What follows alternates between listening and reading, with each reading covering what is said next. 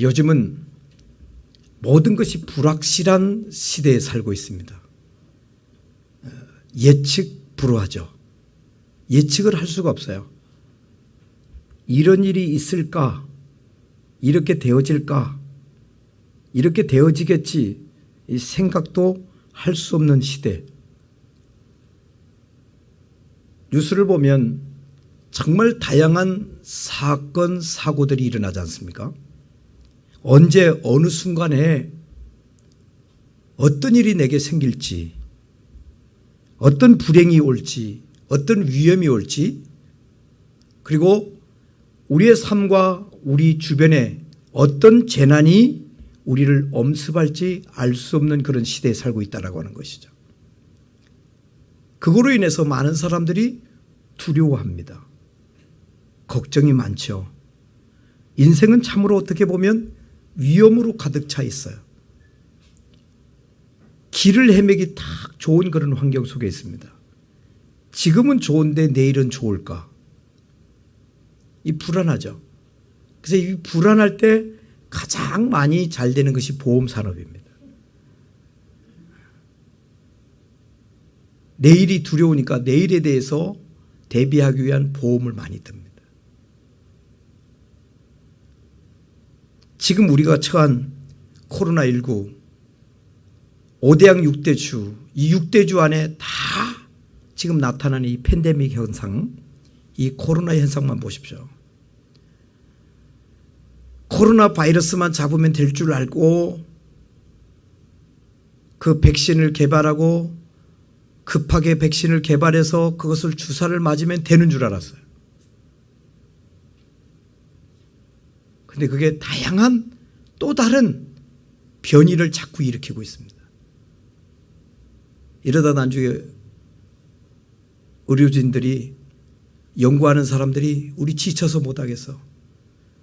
지금도 내가 잠을 못 자고 밤잠을 못 자고 지금 이 연구에 매달리고 있는데 이거 백신 하나 만들어 보니 또 다른 것이 생기고 또 생기고 얼마나 지치겠어요. 의학자들이 두 손 두 발 들으면 우리는 어떡한다 말이에요. 참 그런 걱정이 참 너무나 많이 있는 그런 때입니다. 이런 가운데 우리는 이 불안과 심지어 공포 그리고 불길한 예감 속에서 우리가 지금 살고 있거나 또 조용한 가운데 또 반대로 이런 가운데도 아주 깊은 평안을 누리고 있는 사람도 있다라고 하는 것입니다. 아니, 두 종류로 우리가 생각해 볼 수가 있어요. 공포 속에 사는 사람, 그 중에도 평안을 누리는 사람.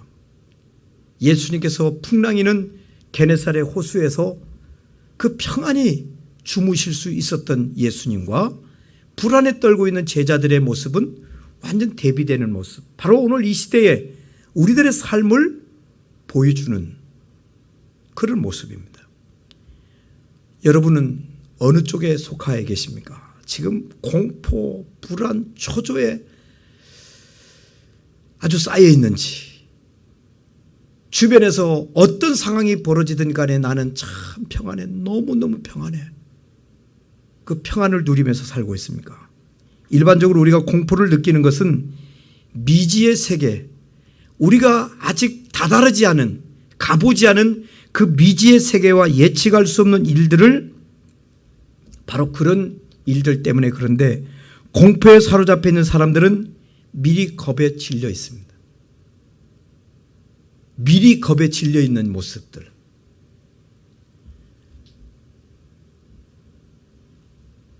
요즘에는 그런 일 없는데 예전에는 연대 책임이라는 걸 많이 물었어요. 우리 학교 다닐 때도. 뭐 군대에서는 말할 것도 없고. 한 사람이 잘못하면 너희들 다 잘못했어. 다 엎드려. 남학교 같은 경우는 몽둥이로 엉덩이를 때리기도 했어요. 빠따를 쳤어요. 나는 잘못 없는데.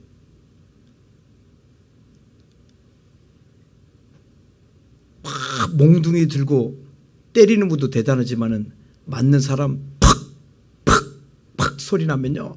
엎드려 있는 상태에서 차라리 맨 처음에 맞는 사람이 맨은 처음에 맞는 게 낫다고요? 바로 그래요. 맨 앞에 한 사람이 딱 한 대 맞아 딱 하고 그다음에 두 번째 딱 맞고 세 번째 딱 그게 공포감이 이 귀에 짱짱짱 내가 왜 딸꾹질이 날까? 계속 그 매 맞는 소리가 딱딱 소리 날 때마다 공포에 넘치죠. 그때 심장이 약하고 겁이 많은 애는 거의 자신의 순서 올 쯤 되면 이미 쓰러져 버립니다. 이미 그 아이는 지금 수십 대를 맞은 거예요. 지금. 그게 공포감이라는 거예요. 짓누르는 거죠. 여러분, 나의 주님이, 우리 주님이 바로 저와 여러분의 목자가 되신 것을 믿고 예수님이 나와 함께 하신다는 것을 분명히 믿고 나는 길이요 진리요 생명이라고 말씀하신 우리 주님을 믿고 강하고 담대한 마음을 갖고 믿음으로 앞으로 나가면 우리를 공포에서 해방시켜 주시고 평안한 마음으로 주님의 푸른 초장에 누이시는 축복을 허락해 주실 줄로 믿습니다. 시편 23편에 여호와는 나의 목자시니 내가 부족함이 없으리로다. 그가 나를 푸른 초장에 누이시며 쉴만한 물가로 인도하시는도다. 그 은혜가 있는 거예요. 어린애가 엄마와 함께 잠을 청하기 위해서 눕습니다. 아이에게 자장가를 불러주면서 엄마가 잠을 재우죠. 애가 잠을 자고 나면 잠이 들면 엄마가 아이가 잠이 들었나 안 들었나 이렇게 보다가 잠이 들면 방에 불을 딱 끄고 잘 자 하고 문을 살짝 닫고 가요. 아니면 아주 어린아이는 옆에 놓고. 근데 한참 아이가 자다가 눈을 떡 떠보니까 캄캄하거든. 너무너무 조용하거든. 아무도 없는 것 같거든. 막 울잖아요. 그럼 어떻게 해요? 엄마가 아이에게 다가와서 가슴을 톡톡 애야 괜찮다. 엄마 여기 있다. 엄마 여기 있다. 아이의 가슴을 톡톡톡톡톡톡톡톡 해주면 안심을 하는 거예요. 안심. 그게 안심이야. 안심. 안순심 집사님이 없네 지금. 예, 안심이야. 그게 안심. 애야 엄마야 엄마 괜찮아 괜찮아. 엄마 여기 있어. 그 두드려 주는 게 뭐라고? 엄마가 토닥거려 주는 그것 때문에 공포감이 사라지고 평안하게 다시 잠을 청하는 아이를 한번 생각해 보세요. 여러분, 우리의 형편이 바로 그렇습니다.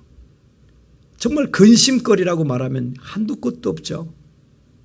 우리의 마음을 짓누르는, 우리 마음이 떨어지게 하는 이 근심되는 것들, 걱정되는 것들, 염려되는 것들, 그리고 이 마음이 평안해져야 되는데 평안함의 반대 불안해지는 마음이 막 흔들리는 거예요.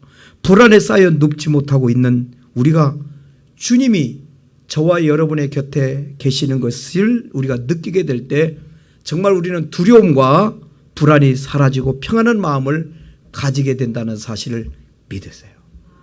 주님은 여러분과 함께 계세요. 젖먹이 어린아이를 놔두고 엄마가 절대 멀리 안 갑니다. 갈 수가 없어요. 잘 때든 놀 때든 그 어느 때든 어린아이 때는 늘 엄마가 자신의 가시꾼 아래 아이를 둡니다. 근데 그런 엄마도 잠시 떠날 수는 있지만 저와 여러분을 지키시는 그 하나님은, 그 예수님은 여러분을 단 0.0001초도 여러분 곁을 떠나지 않는다는 사실을 믿으세요. 그것이 믿음이에요. 믿음. 하나님을 믿는 믿음이에요. 그것이. 바울 사도는 믿음의 아들인 또 그의 제자격인 이 디모데라고 하는 사람에게 이런 말을 했어요. 디모데후서 1장 7절에 보면 하나님이 우리에게 주시는 것은, 잘 들으세요, 하나님이 우리에게 주시는 것은 두려워하는 마음이 아니요 여러분, 하나님 때문에 두려워한다고 생각하는 것은 잘못된 거예요. 하나님이 우리에게 주시는 것은 두려워하는 마음이 아니요 오직 능력과 사랑과 절제하는 마음이다.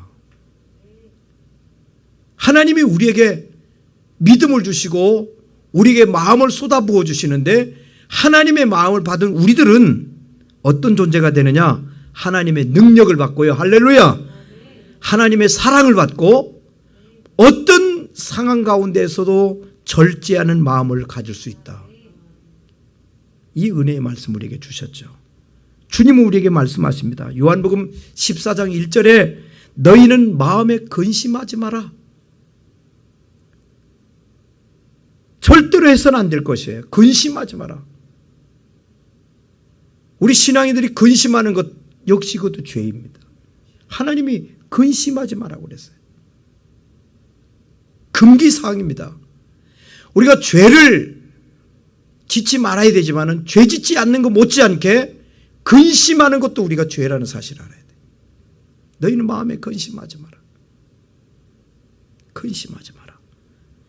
하나님을 믿으니 너희들이 하나님을 믿지 않니? 하나님을 믿는다면 나를 믿어라. 응? 네가 하나님을 믿는데 왜 두려워하니? 왜 근심하니? 그런 말씀이에요. 이사야서 41장 10절, 하나님은 이사야 선지자를 통해서 두려워하는 그 백성들에게 선지자의 입술을 통해서 선포합니다. 두려워 말라고. 바로 오늘 이 시대에도 하나님께서 우리에게 성령으로 들려주신 말씀은 벌벌 떨고 있는 저와 여러분들에게 두려워 마라. 두려워하지 말라.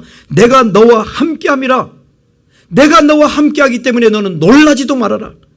나는 내 하나님이 됨이라. 내가 너를 굳세게 하리라. 참으로 너를 도와주리라. 참으로 나의 의로운 오른손으로 너를 붙들어 주리라.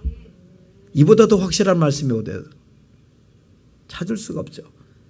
이런 이사야 41장 10절 같은 이런 말씀들은 우리들이 다 이 가슴판에 새기고 늘 암송하고 고백하고 이 말씀으로 삶을 살아야 돼요.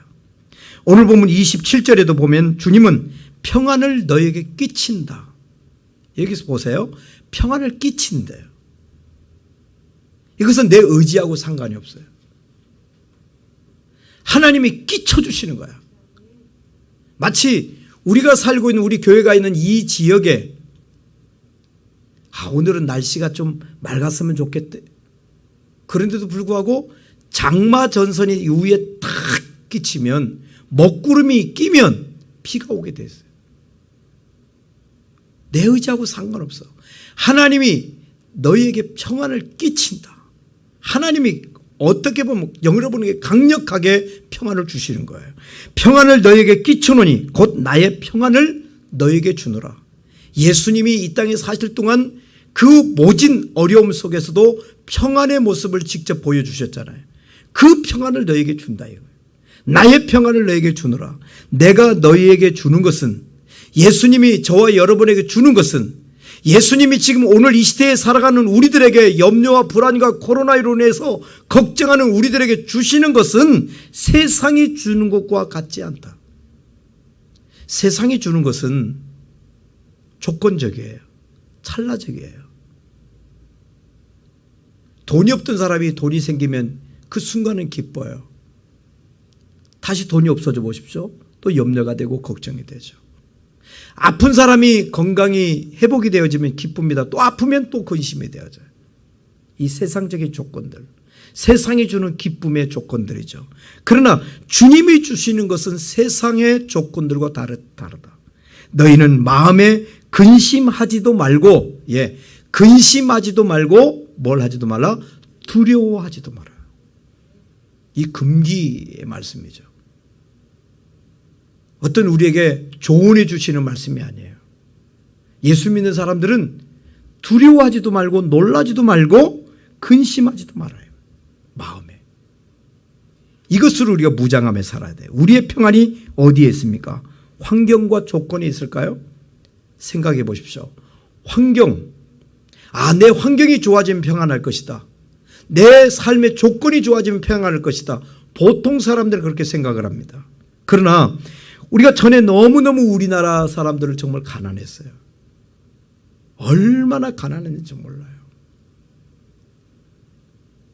요즘에는 유튜브 같은 이런 SNS를 통해서 우리에게 공개되어지는 그런 자료들이 참 많아요. 저도 경험하지 못했던 그 당시의 삶을 이 영상으로 보여주는데, 저는 최근에 6.25 당시에 우리 국민들이 피난 갈 때 등짐을 지고 손에 손을 뭘 잡고 피난 가는 것을 봤어요. 여러분도 한번 찾아보십시오. 피난 갈 때 들고 가는 그 짐보따리 지고 있는 것이, 우리 임 권사님은 아시겠죠? 근데 뭘 들고 다닐까 내가 걱정을 했어요. 궁금을 했어요. 근데 영상이 나오더라고요.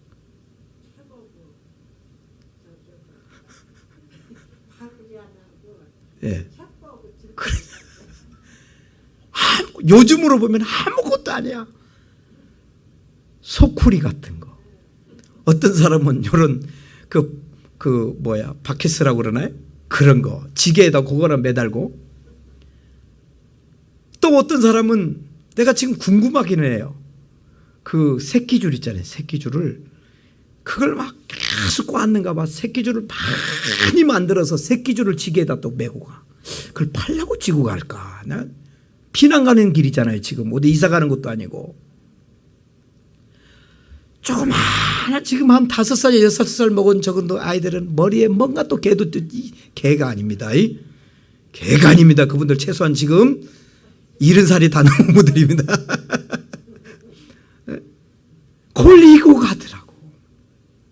요즘 우리 개념으로 볼 때는 아무 쓸데도 없는 거야. 그 뭐 때문에 그게 있어. 그런데 그 당시는 그게 귀한 거예요. 그게 있느냐 없느냐는 어마어마한 차이가 나는 거예요. 우리들이 그렇게 살았어요. 그리고 아마 전 세계적으로 1950년대 우리가 전쟁이 일어났을 당시는 우리나라가 세계에서 가장 못 사는 나라 중에 한 나라였을 거예요. 가장 못 사는 나라. 유엔이 생긴 이후로 우리 대한민국이 유엔의 혜택을 최고 많이 받은 나라입니다. 지금은 그런 혜택이 없어요. 우리나라가 알 수도 없는 이런 조그마한 나라, 대한민국이 지금 이렇게 부강한 대한민국도 사람들은 한국은 알겠는데 한국 땅이 어딘지를 잘 못 찾는 그런 작은 땅덩어리, 세계가 관심을 기울이고 유엔 16개국이 총을 들고 직접 우리나라 전선에 뛰어들었대요. 참 가난했던 나라예요. 얼마나 가난했는지 우리 젊은 사람들은 상상도 못해요. 요즘 우리 생각으로 보면 이해가 되지 않아요. 얼마나 가난했는지. 그래서 가난과의 싸움이었어요. 어떻게 하면 이 가난과 우리가 이길 수 있을까? 이 가난에서 벗어나면 우리는 정말 평안할 것이다 생각해요. 지치려고 가난했으니까.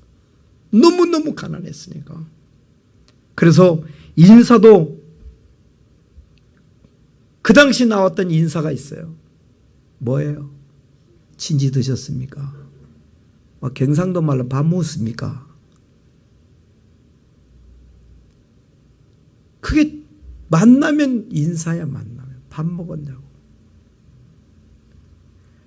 밥을 먹는 것이 그렇게 그 당시에 살아가는 사람들 중에 일 중에서 가장 큰 일이기에 밥 먹었습니까? 그저 밥 걱정은 없이 지냅니다라고 하면 그 최고의 말이죠. 이제 밥 걱정은 안 합니다. 그런 말 하잖아요. 이제 밥은 먹습니다. 그저 밥은 먹습니다.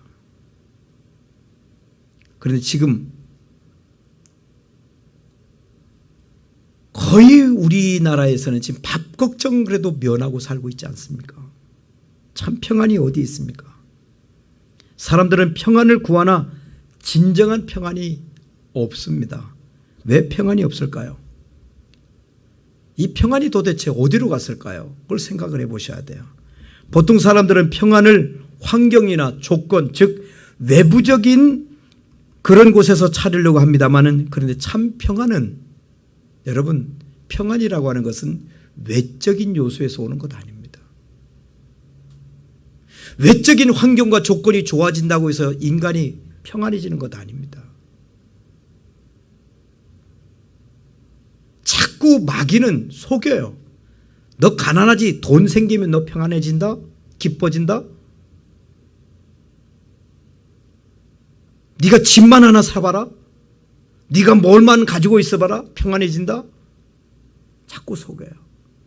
근데 진정한 평안은 외적인 요소에서 찾을 수가 없습니다.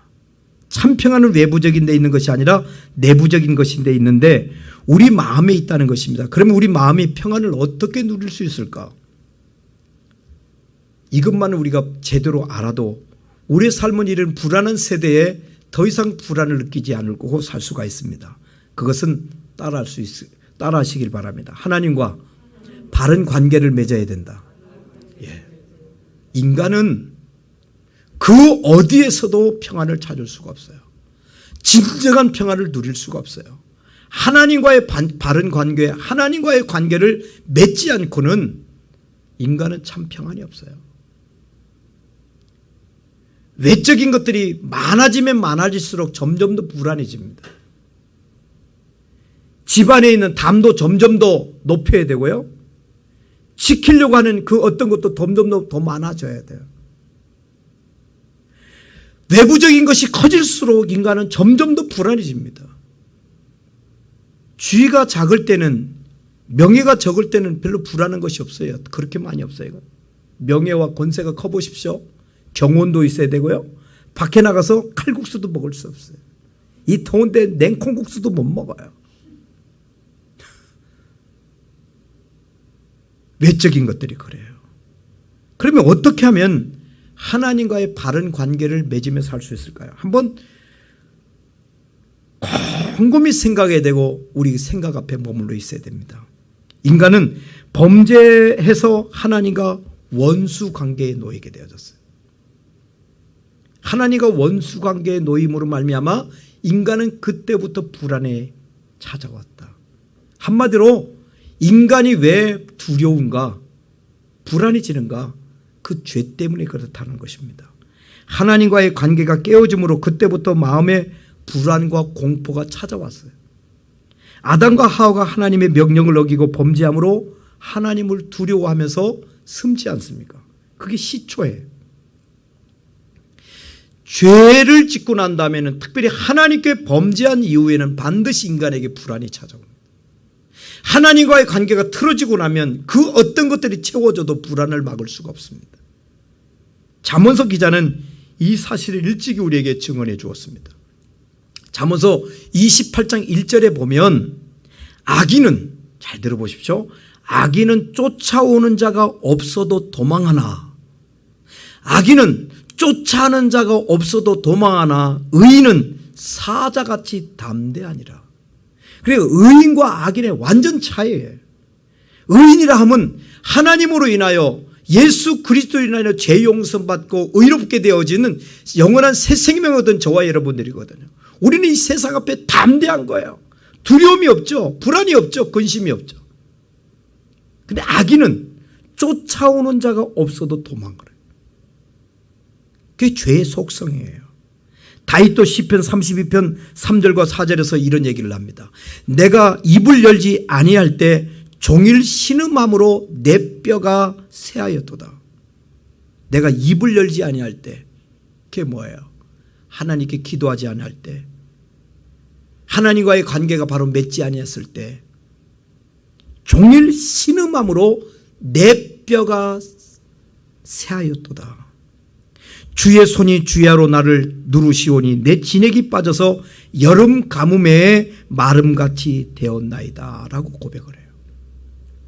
여러분, 다윗이 왕의 자리에 있을 때 주의 환경이나 조건이 부족함이 하나도 없었죠. 왕인데 뭐가 부족했겠어요? 왕인데 부족함이 없었지만은 그가 범죄함으로 그 심령이 이처럼 비참한 상태, 내 진액이 빠져서 여름 가뭄에 마름같이 되었다. 쫙쫙 갈라진 가뭄대의 논을 연상해 보십시오. 땅을 보십시오. 그렇게 되었다라고 하는 것입니다. 그렇습니다. 죄를 마음에 품고는 마음의 평화를 누릴 수가 없어요. 죄 없는 사람 정말 행복한 사람이에요. 우리 예수 믿는 우리들 크리스찬들이 왜 행복한 줄 아십니까? 죄 용서를 예수 그리스도의 십자가로 받았기 때문입니다. 그 죄 용서를 받았기 때문에 예수 믿는 사람이 행복한 거예요. 우리가 착각하면 안 돼요. 뭐 축복을 많이 받아서 집을 사서 뭘 많은 것을 소유해서 행복한 게 아니에요. 죄 용서받은 기쁨, 하늘 영광 그 보좌에 들어갈 생각하니까 행복이 넘치는 것이죠. 그 감격으로 살아가는 거예요. 하나님과의 관계가 깨지고 죄를 통해서 깨지고 말면 인간은 불안하기 짝이 없습니다. 어떻게 하면 하나님과의 그 관계를 회복할 수 있어요? 바로 하나님 앞에 내가 범한 죄를 회개해야 됩니다.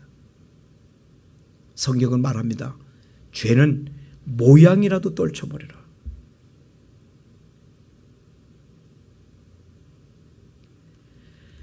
직접 행하지 아니했다 할지라도 마음에 품은 죄까지도 회개해라. 죄는 모양이라도 떨쳐버려야 돼. 혹시 죄질 생각하고 계십니까? 큰일 날 생각이십니다. 다윗 왕도 전적으로 자기의 범한 죄를 회개함으로 하나님과의 바른 관계를 회복할 수 있었고, 하나님은 다윗을 이스라엘 민족의 참 높은 임금, 거룩한 임금, 성군으로 삼아주셨다. 이 사실을 알아야 돼요.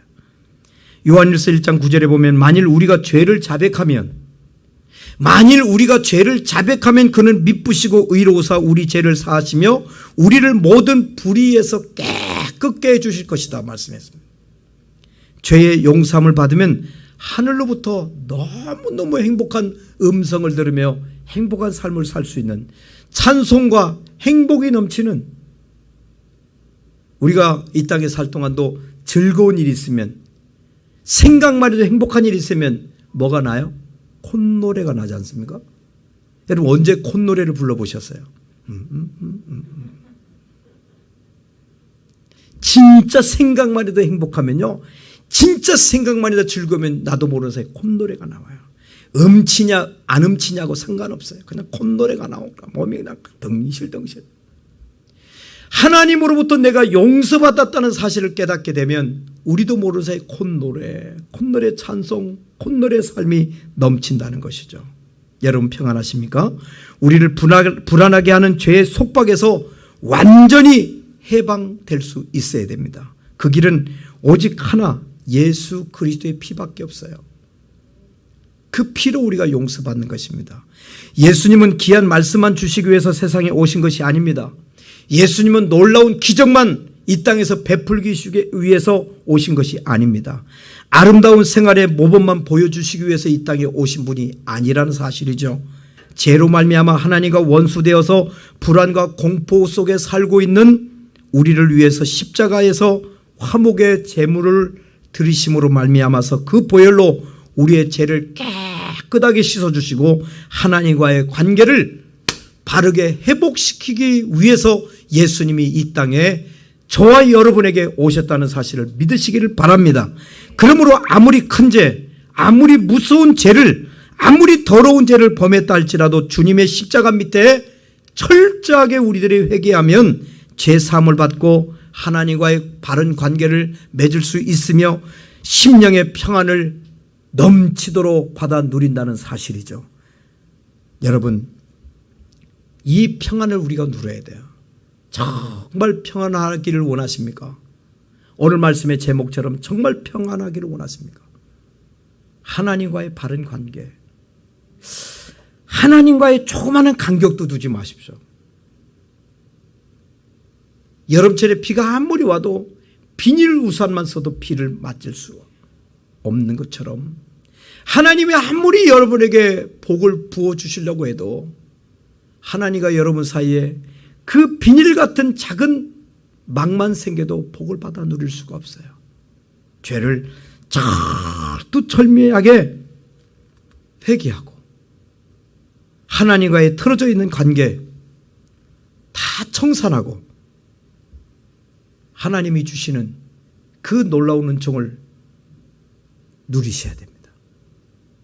그럴 때 우리 민족이 잘 되고 이 사회가 잘 되고 또 여러분 심령이 빛남으로 말미암아 요즘처럼 두려워 떨고 있는 이 시대에 많은 사람 앞에 크리스찬의 정말 멋있는 모습을 보여줄 수가 있어요. 날마다 입만 벌리면 걱정하고 근심하는 모습을 비춰가지고 우리가 어떻게 전도를 할 수가 있겠어요? 억지로 하라는 얘기 아닙니다.